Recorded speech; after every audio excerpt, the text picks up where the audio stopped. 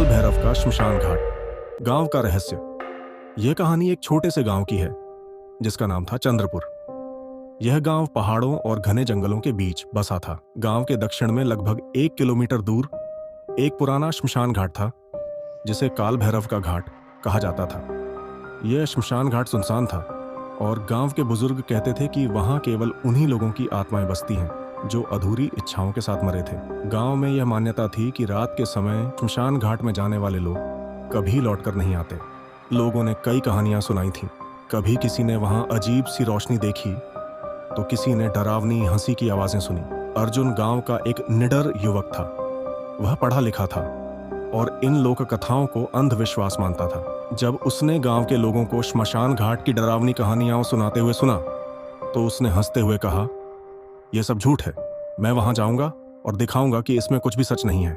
गांव के लोगों ने उसे मना किया लेकिन अर्जुन ने उनकी बात नहीं सुनी।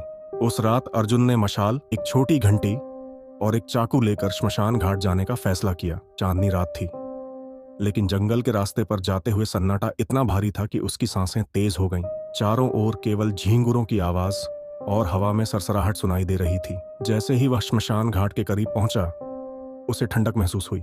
ऐसा लग रहा था जैसे किसी ने उसके चारों ओर अदृश्य दीवार खड़ी कर दी हो। अर्जुन ने सोचा कि यह उसका वहम है और वह आगे बढ़ गया। श्मशान घाट पर पहुंचते ही अर्जुन को अजीब अजीब चीजें दिखने लगीं।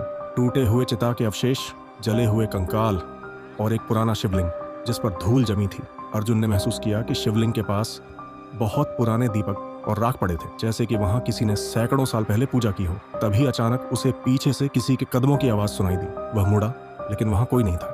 अर्जुन ने सोचा कि यह उसका भ्रम है और वह आगे बढ़ा। जैसे ही वह शिवलिंग के पास पहुंचा एक बूढ़े आदमी की आवाज सुनाई दी, बेटा यहां मत आओ, यह जगह तुम्हारे लिए नहीं है। अर्जुन ने मुड़कर देखा तो एक बूढ़ा आदमी सफेद कपड़े पहने हुए शिवलिंग के पास बैठा था। उसकी आंखें चमक रही थीं और चेहरा अजीब सा शांत था। अर्जुन ने उससे पूछा, आप कौन हैं और यहाँ क्यों हैं? बूढ़ा आदमी धीरे धीरे हंसने लगा। उसकी हंसी इतनी अजीब थी कि अर्जुन के शरीर में सिहरन दौड़ गई। बूढ़ा आदमी बोला, यह काल भैरव की भूमि है। यहाँ केवल वही आ सकता है जिसे भैरव की इजाजत हो।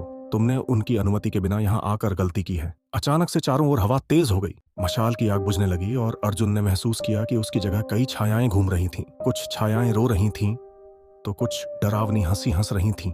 अर्जुन के चारों ओर एक घेरा बन गया। तभी शिवलिंग चमकने लगा और अर्जुन ने देखा कि वह बूढ़ा आदमी अब वहां नहीं था। उसकी जगह पर एक विशाल आकृति खड़ी थी जो देखने में बेहद डरावनी थी।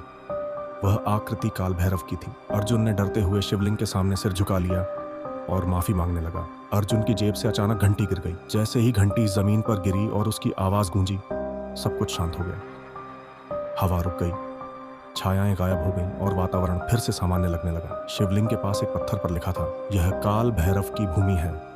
जो सच्चे मन और नियत से यहाँ आता है उसे भैरव स्वयं रक्षा देते हैं, लेकिन जो घमंड और अपमान लेकर आता है वह कभी वापस नहीं लौटता। अर्जुन ने समझ लिया कि उसने बिना सोचे समझे वहां आकर गलती की थी। उसने शिवलिंग के पास घुटने टेक कर भैरव जी से माफी मांगी।